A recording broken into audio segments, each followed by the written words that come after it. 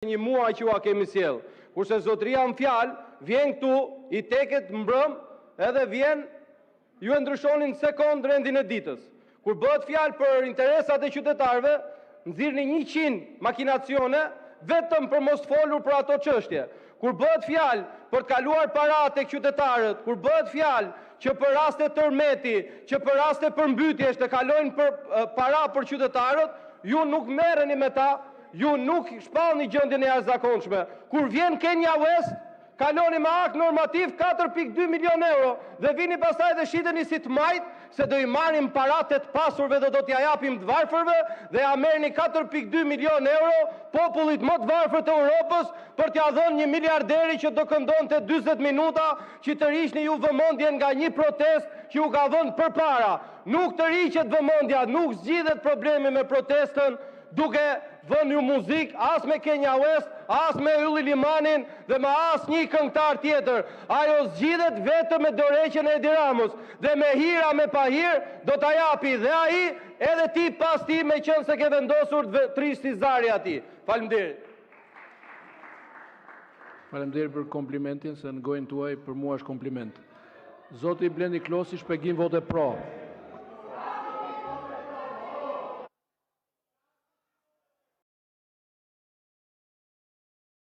Ta dëgjojmë se mbas e ka votuar kundër, nuk e di, ta dëgjojmë. Ta dëgjojmë.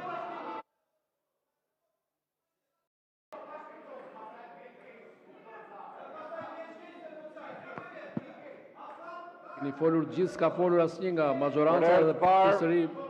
Mbase nga herët e pakta, në fakt, që jam dakord që ky është një shpjegim i vërtet vote. Po shpjegohet qarta si pse keni humbur edhe pse do humbni. Gjitha ato që thatë këtu, janë arsyet pse keni humbur dhe në zgjedhjet e fundit, do hypni dhe zgjedhjet që do vinë. Se e konsideroni turizmin jo si një ekonomi, po e konsideroni si pushime.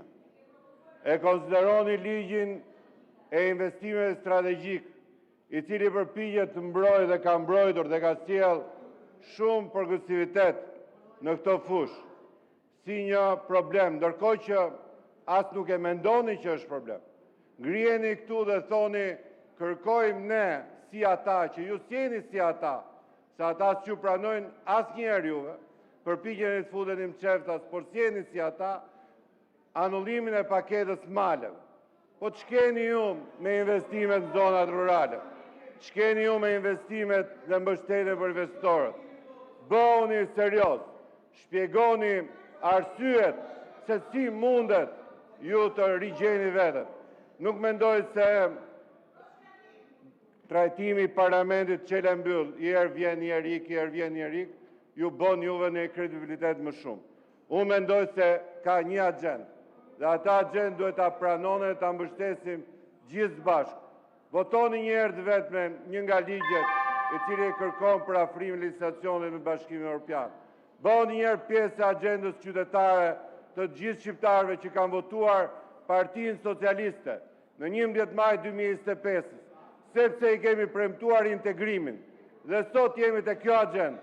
Bëni edhe ju pjesë e agjendës madhe të shqiptarëve dhe pastaj flisni për ligje që as i kuptoni, as i dini, asnjëherë nuk keni për të kuptuar, sepse asnjëherë s'do vini në pushtet. Faleminderit. Ka kërkesë tjetër për shpjegim vote apo kalojmë te procedura? Zoti Strazimiri, zoti Gen Strazimiri.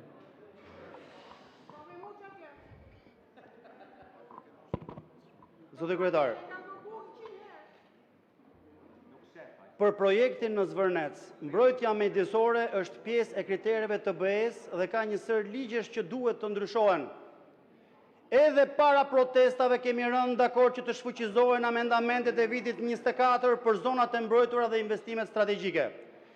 Këto do të bëheshin për kapitullin 27. Do të inkurajoja autoritetet sa më shpejt që të jetë mundur. Protestat janë pjesë e demokracisë dhe mënyra si vendet e trajtojnë ato është e rëndësishme. Inkurajoj që qeveria të trajtoj shqetësimet e qytetarëve, por kapitulli 27 është një prej më të kërkuar e më së shumti dhe Shqipëria duhet të harmonizojë legjislacionin. Nuk është citimi i Sali Berishës, i asnjërit për ne ashtu, është shoqja Marta Kos. Është pikërisht ajo që vjen këtu e puth në gushë Edi Ramën, e thot sa i mirë je. I thot dhe i cakton dhe datën kur do të vendosen, kur do të mbyllen negociata dhe kur do të hyjmë në BE, e cila të kërkon që sot të ndryshosh rendin e ditës, e ka që me datën 14 korrik në fakt, të ndryshosh rendin e dikush opozita.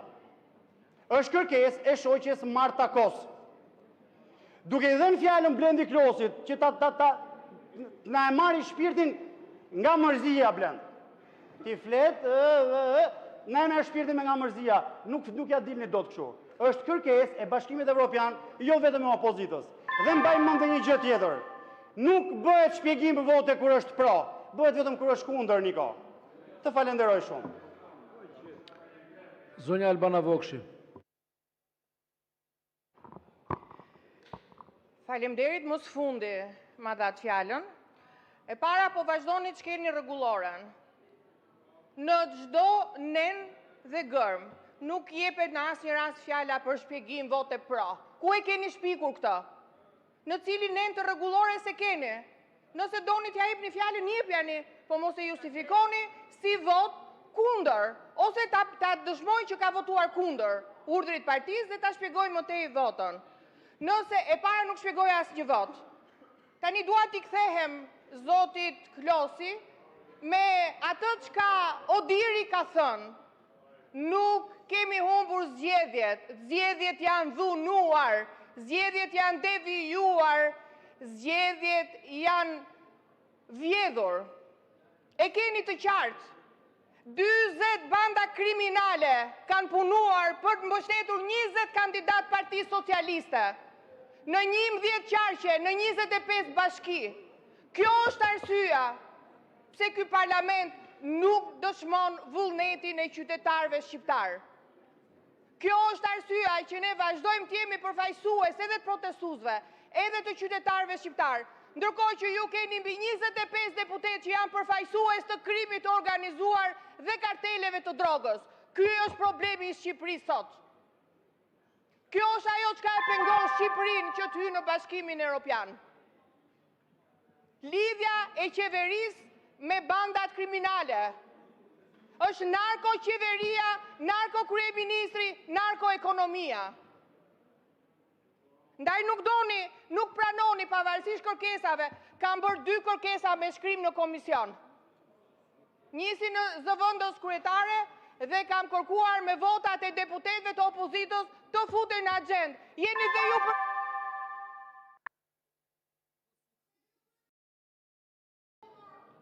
Faleminderit. Zoti Kapri, kjo është shpjegim vote kundër, jo kur nuk e votuar fare. Ju çfarë do shpjegoni? Zoti Arjan Doja.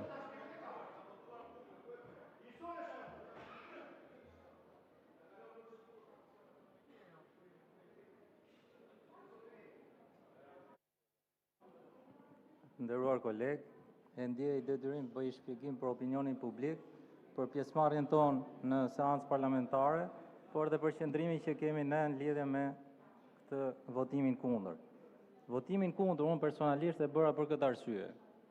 E para që ne shkojmë në Europë nuk mjaftojnë vetëm ca ligje nga pikpamja formale që ne i miratojmë në mënyrë të përshpejtuar me sasi shumë të madhe, edhe për të thonë drejtën fatkeqësisht edhe pa cilësi.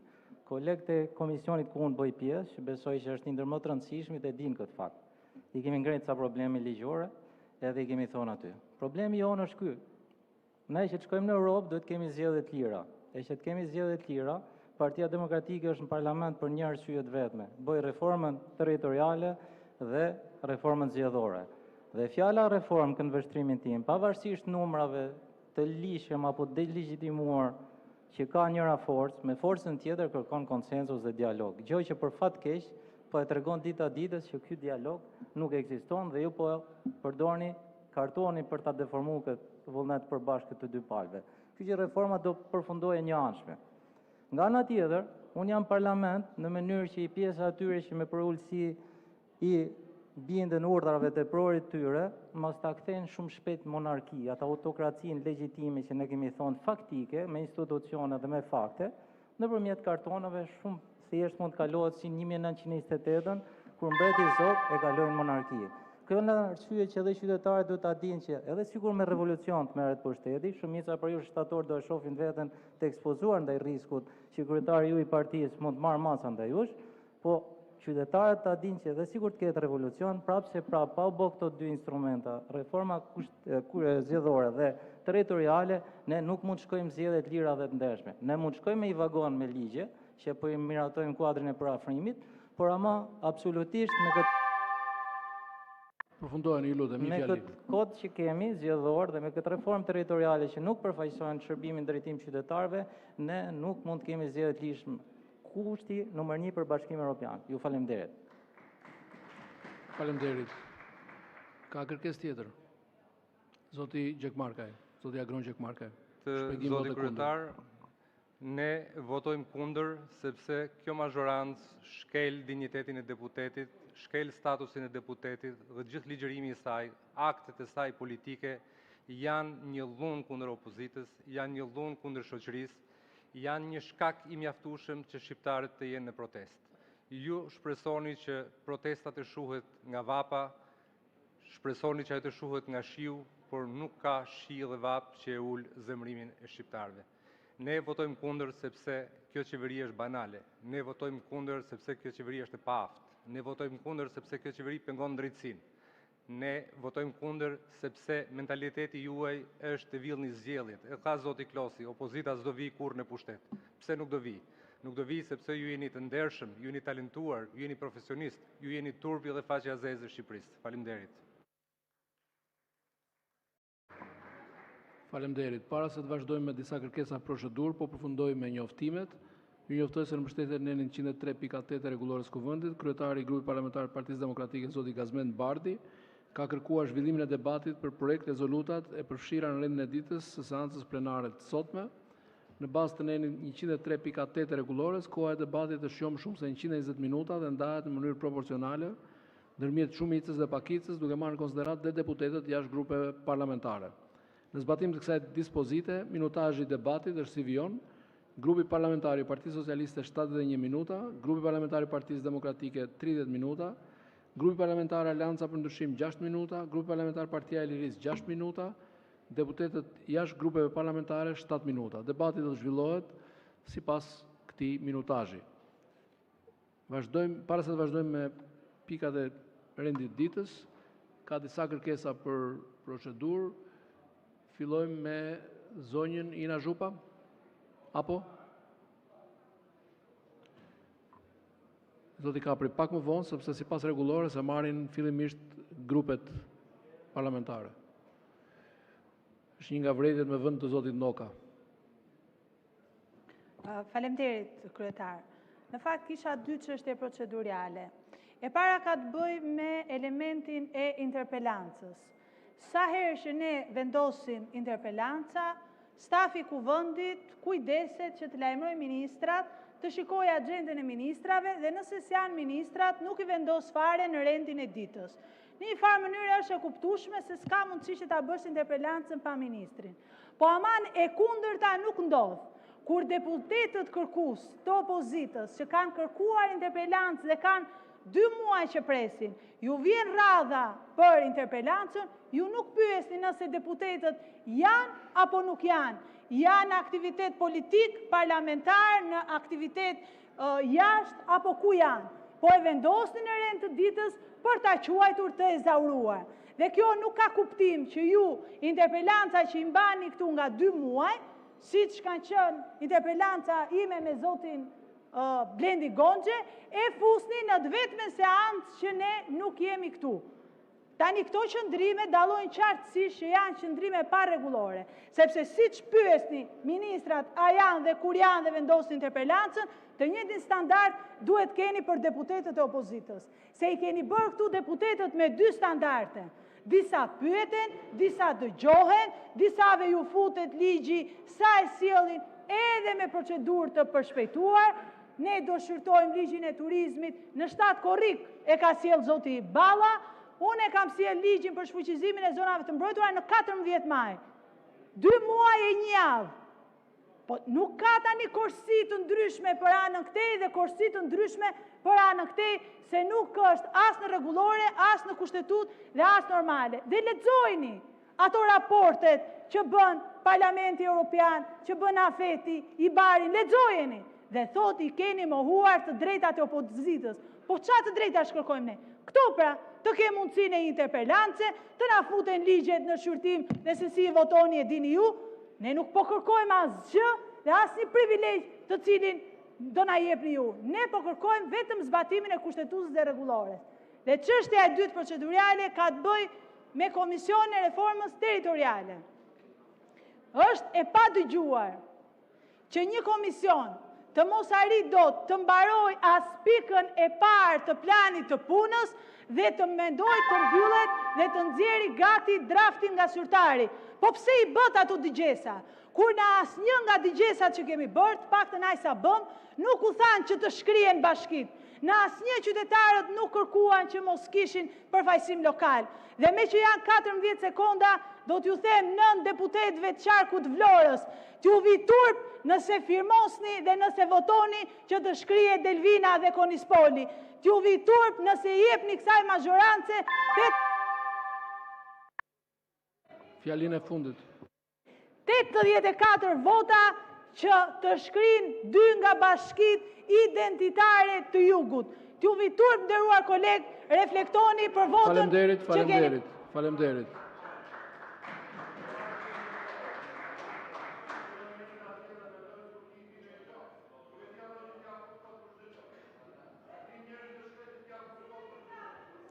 Vjojmë seancën. Lutem mos fyeni dhe mos të kaloni etikën.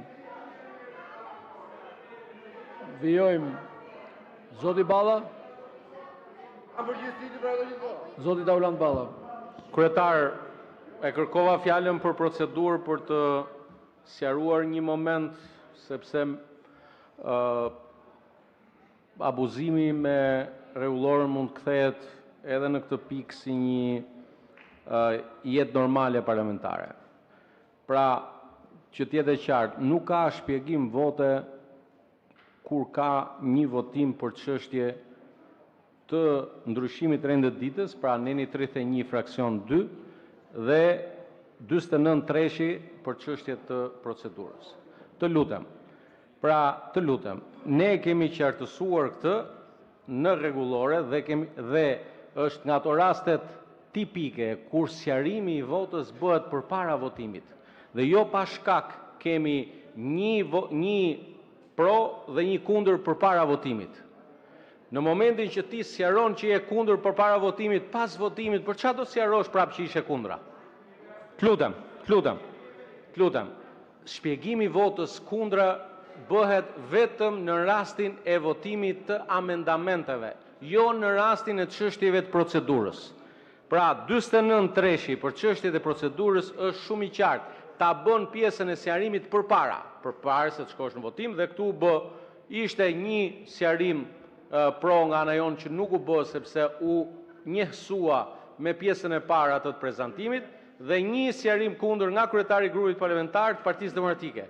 Kjo historia që hym në një rrugë pa krye, që çdo deputet më pas të shpjegoj dhe votën kundër, e kam për merak, jo për sot, se sot iku, po e kam për merak që mos kthehet në rrugë në momentet e tjera. Kur ka një amendament, dhe ne e dim se si bëhet, kemi pasur, madje në rregulloren e vjetër, e kemi pasur më të zgjeruar, kemi ndryshuar ndër vite, kemi ardhur në një model më të reduktuar. Faleminderit, kryetar. Faleminderit. Zoti Gazmend Bardhi, procedurë. Zoti kryetar, nuk ka një rregullore që është miratuar nga ky kuvend dhe një rregullore që e nxjerr Taulanti nga xhepi sa herë i intereson. Rregulloria është e qartë, çdo deputet pas votimit kundër ka të drejtë të marrë fjalën për të sqaruar votën kundër. Konkretisht, neni 51 i rregullores kuvendit thot deputeti ka të drejtën e sqarimit të arsyeve të votimit kundër deri në 2 minuta. Kur kërkohet të bëhet sqarimi për votimin kundër, atij jepet menjëherë fjala pas votimit. Dhe kjo ndolli.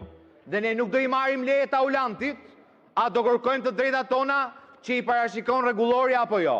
atë që parashikon rregulloria që ka miratuar kjo seancë, nuk e heq dot rregulloria që nxjerr Taulanti nga xhepi sa herë intereson, që e ndryshon siç atij intereson, dhe në vend që tankohej që u dha fjala në shkeljet rregullores një deputeti që votoi pro, ankohet pse kryetari i kuvendit në zbatim të nenit 51 rregullores i jep drejtën deputetëve të sqarojnë votën kundër.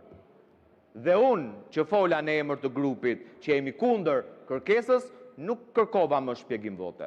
Kolegët antarë të grupit parlamentar, secili prej tyre ka votë individuale, qëndrim individual dhe merr fjalën sa herë ta kërkoj ku ka votuar kundër. Prandaj të mos humim kohë me rregulloret që i nxjerr Taulanti nga xhepi, po të zbatojmë rregulloren që ka votuar kjo seancë plenare. Duke nisur, me qenë se mora fjalën, duke nisur nga shqyrtimi i ligjeve sipas kohës së tyre të depozitimit.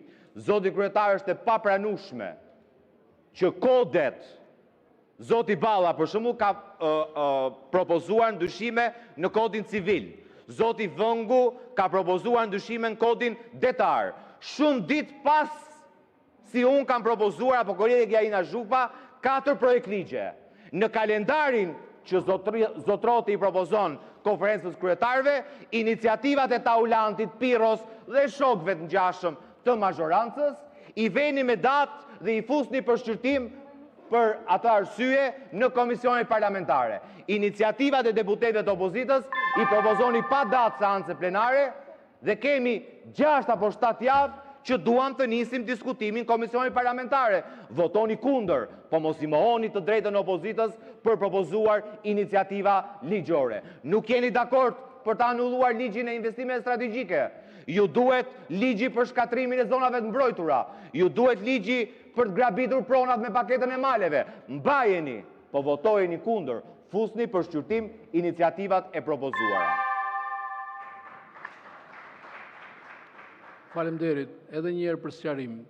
Të gjitha projekt ligjet që u përmendët janë përfshirë në kalendar dhe në program. Që do të thotë, të lutem, që do të thotë komisionet janë të lira, të lejuara, të fillojnë diskutimin. Në momentin që ju përfundoni diskutimin në komisione, i fusi me një në seancë plenare dhe kaq, nuk di si ta sqaroj më tepër. Zonja Kiduina Zaka, për procedurë. Jo, do bëjmë dhe balancë në mjetë grupeve. Kolegët e opozitës me sa duket i morën pushimet pak më herët këtë vit, i bën një a dy javë pushime, u rehatuan, u relaksuan, me sa duket vitamina D që kanë marrë, i ka bërë që të ftillohen e të reflektojnë dhe të kuptojnë që kanë një detyrë dhe ka një arsye pse qytetarët i kanë sjellë që t'jenë në këtë sallë. Mbase prej vitaminës D që morën e kuptuan që ndërsa këta numrojnë karriget bosh dhe numrojmë kapituj që mbyllim, e nëse këta mbyllin derën e kuvendit dhe ikin me pushime, Shqipëria mbyll gjithmonë e më shumë kapituj dhe i afro gjithmonë e më shumë integrimit në Bashkimin Evropian. Prandaj unë mendoj që në këtë sallë nuk ka nevojë as për teatro dhe as për shfaqje, por ka nevojë për punë, shumë punë të dashur kolegë. Prandaj propozoj që ti rikthehemi rendit të ditës, të bëjmë atë për të cilën jemi këtu, të bëjmë atë për të cilën na kanë votuar të gjithë qytetarët. Faleminderit. Faleminderit, zoti Redi Muçi. Faleminderit. Doja të sjellja në vëmendjen e deputetëve të mazhorancës se dje ishte dita e 50 e një proteste të vazhdueshme qytetare. Jam i bindur se as u merr dhe mendja se do vinte kjo ditë. Në mes të Vapës, në mes të Botrorit, në mes të Kanye Westit, në mes të sharave dhe mallkimeve të Edi Ramës dhe të Taulantit, i cili çdo mbasditë në orën 7 nuk lë rast për t'i quajtur protestuesit sorra, i cili vazhdon të numëroj me dylbin me të cilën numëronte foltoret e Berishës. Taulanta thash edhe e radhë në seancën e shkuar që sa do të përpiqesh që këtë luftë të rinj ta kanalizosh tek llogoret e vjetra të partive të vjetra, këtu ke të bësh me protestues krejt ndryshe, me trinje të reja të cilët din t'i përdorin rrjetet sociale shumë herë më mirë se sa ti. Dita e djeshme përkoi në fakt edhe me finalen e Botrorit. dhe edhe nga kjo mund nxjerrim një mësim të mirë. Mësimin se puna e skuadrës së të rinjve fitoi mbi shkelmat dhe grushtat e ishve, e atyre që kanë qenë dikur, por që s'janë më. Dhe këtu dua ta bëj të qartë për gjithë publikun që na dëgjon që nuk jam duke folur për Mesin, se mos ju bëhet qefi kot. Jam duke folur për ata druvarët që vazhduan me dru edhe pas ndeshjes. Por dita e djeshme, dita e 50 e vazhdueshme e protestës, na nxori, na tregoi edhe një mësim jashtëzakonisht shumë të vlefshëm, se protestuesit e kanë kuptuar se kjo nuk është një sprint, por është një maraton e gjatë, dhe kanë të gjithë vullnetin për t'i qëndruar kësaj maratone, se vetëm falë saj do të bëjnë të mundur pengimin e planeve djallëzore të Edi Ramës, si që nuk ka ndodhur në fakt, po e vërtetoj më bëhet shumë qefi që konstatoj që në muajin e korrikut, në fakt nuk ja keni dalë në banden, madje nuk keni guxuar që të kaloni në seancë plenare ato ligjet shkatrimtare nga të cilat keni përfutuar nga rasti që t'i bëni në vitet e shkuara. Në këtë korrik, me sa duket, nuk do sillni ato ligje. Ashtu sikurse gjatë gushtit, nëse guxoni përsëri t'i shtrini duar, të rrethoni përsëri me tela me gjëmba Shqipërinë, kudo që ndodhen tokat e shqiptarëve dhe natyra e shqiptarëve, atëherë përsëri protesta do ju dalë në ballë, përsëri do përballeni me ta.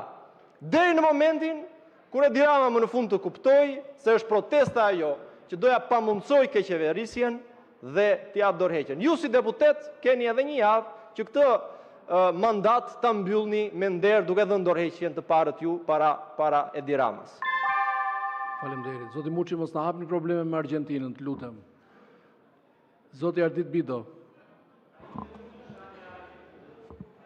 I nderuar kryetar, pavarësisht se gjykoj se nuk jemi në fazë realisht proceduriale, po jemi në fjalime politike, nuk mundet të mos reagoja përballë një deklarate të bërë nga një kolegja jon në lidhje me bashkitë Delvin dhe Konispol.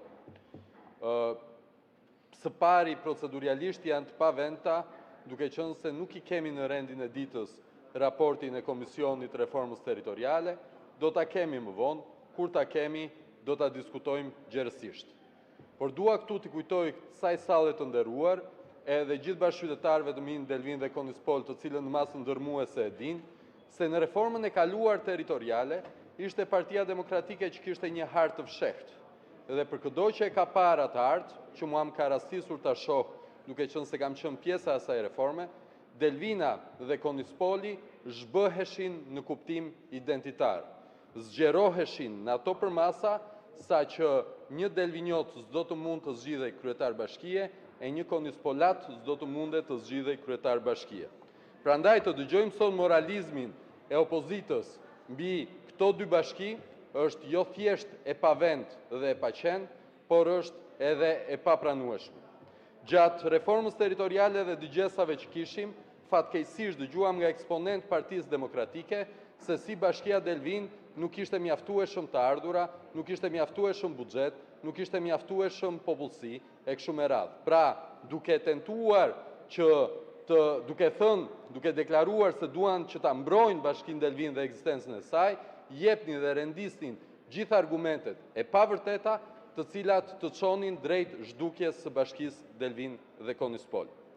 Tani më tingëllon krejtësisht e pavend që pa dalë harta e re territoriale, ne të dëgjojmë të njëjtat histori, të cilat duan thjesht të krijojnë një klimë e cila për jo shumë kohë do të dali se është tërësisht e pavend.